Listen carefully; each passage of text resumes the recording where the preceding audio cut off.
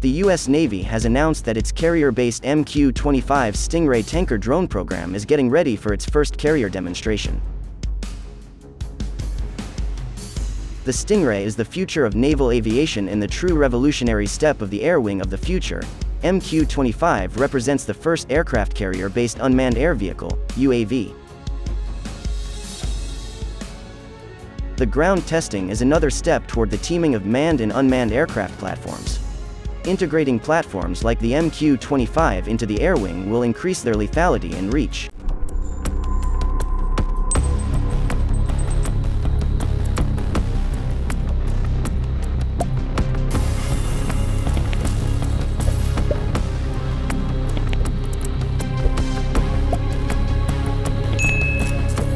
The MQ-25 Stingray introduces unmanned aerial refueling and intelligence, surveillance and reconnaissance capabilities to the air wing that will extend the range, operational capacity and lethality of the carrier air wing and carrier strike group. This testing is in preparation for a demonstration planned aboard the carrier in December. This event will provide an early evaluation of MQ-25 operations in a shipboard environment. The MQ-25 is the first move toward the Navy's strategic vision of unified, interoperable networks and systems architecture.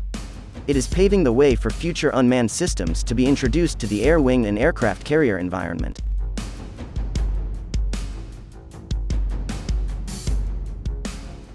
The MQ-25 will allow the F/A-18 to return to its primary mission set as well as extend its strike range and enhance maneuverability.